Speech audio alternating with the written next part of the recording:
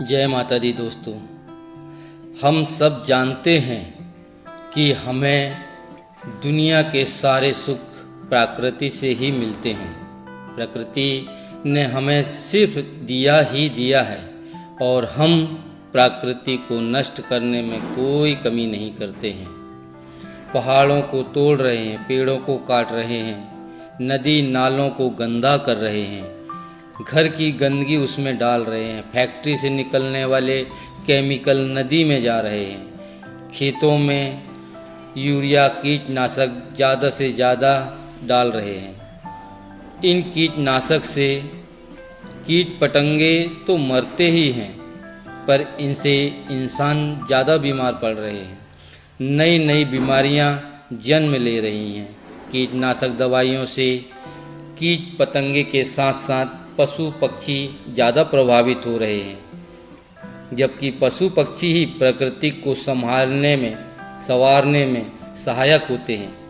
पहले सुबह सुबह चिड़ियों की चहचहाहट से सारा आकाश गूंज उठता था, आज आकाश खाली खाली सा लगता है। पशु गाय बैल भैंस बकरी जैसे सभी जानवर हमें कुछ न कुछ देते आए हैं। जैसे गाय दूध दही घी देती है तो बैल खेतों में कड़ी मेहनत करते हैं। उनको तुम्हारी कमाई का कोई हिस्सा नहीं चाहिए होता, उन्हें तो 2 टाइम का खाना ही चाहिए बस। पर हम आज जानवर से भी ज़्यादा गिर गए हैं। हम एहसान फरामोश होते जा रहे हैं। जैसे ही इनसे काम निकल जाता है, ये हमारे काम के नहीं रहते तो उन्हें हम आवारा छोड़ देते हैं। भूख के कारण भटकते रहते हैं, गांव मोहल्ले शहर और रोड में घूमने लगते हैं, जिसके कारण रोड पर दुर्घटनाएं होते रहती हैं। हम स्वार्थी लोग जानवरों को पालते ही इसलिए हैं कि इनसे हमें फ़ायदा हो, बाज़ार में महंगी कीमत पर बेच सकें, इनसे ज़्यादा से ज़्यादा कमाई हो। इन्हें मारकर हम खा जाते हैं, पार्टी मनाते हैं, उनसे उनके हड्डी मांस चमड़ा से बड़ा व्यापार करते हैं।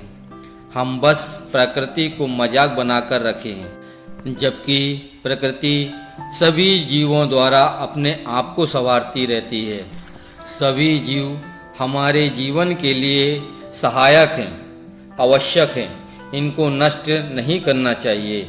अगर आज हम पेड़ पौधे पशु पक्षी को सुरक्षित रखने में सहायता करते हैं तो हमारे आने वाली पीढ़ी भी सुखी स्वस्थ रहेगी। और फिर हमें भी तो दोबारा जन्म लेकर इसी पृथ्वी पर आना है, तो क्यों ना हम किसी और के लिए नहीं तो कम से कम अपने आने वाले भविष्य के लिए ही प्रकृति की रक्षा करें, उन्हें संवारने में आप अपना सहयोग प्रदान करें। यही तो ईश्वर की आराधना भक्ति है। ये जीवन हमेशा से दूसरों के लिए जन्म होता है। कोई हमसे खुश होता है तो हम उनसे खुश रहते हैं। सभी चीज़ें एक दूसरे के लिए बनी हैं। पति से पत्नी खुश रहती है तो पत्नी पति से। पति अपने आप में खुश नहीं रह सकता, उसे पूरा परिवार चाहिए होता है। प्रकृति से हमें खुशी व सुख सुविधाएं मिलती हैं तो प्रकृति को हमसे, क्योंकि प्रकृति के बिना हमारा कोई अस्तित्व ही नहीं है, तो हमारे बिना प्रकृति का कोई महत्व है। इसलिए सभी चीज़ों को प्रकृति के हिसाब से चलने दो। कुछ लोग का कहना है कि अगर इन्हें हम नहीं खाए तो ये पूरी पृथ्वी में इनकी तादाद बढ़ जाएगी। मैं कहता हूँ इस तरह अगर वो हमें अपना आहार बनाना शुरू कर दें तो शायद इंसान 1 महीने में इस दुनिया से साफ हो जाएगा। रही बात क्या मुर्गी मछली बकरी इनकी ही तादाद बढ़ रही है? क्यों? कौवा कोयल तोता हिरन कुत्ता बिल्ली जैसे और भी तो पशु पक्षी हैं, इनको तो कोई नहीं खाता, तो दुनिया में इनकी तादाद जनसंख्या क्यों नहीं बढ़ी, क्यों कम हो गई है? ये तो अपने आप में ही आधे से कम हो गए हैं। मैं बहस नहीं करूँगा, सबकी अपनी अपनी राय है, लेकिन याद रखना दोस्तों, जिस दिन प्रकृति को गुस्सा आ गया और वो बिगड़ गई, उस दिन कयामत आ जाएगी। वैसे भी आजकल पृथ्वी का वातावरण पहले जैसा नहीं रहा।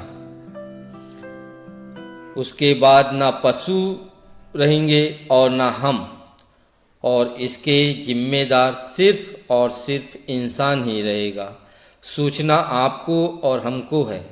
मेरे विचार गलत हैं या सही, कमेंट करें। अगर मेरे विचार अच्छे लगे हों तो लाइक, शेयर और सब्सक्राइब करें।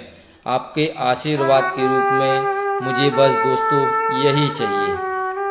अब मैं विदा लेता हूँ। जय माता दी।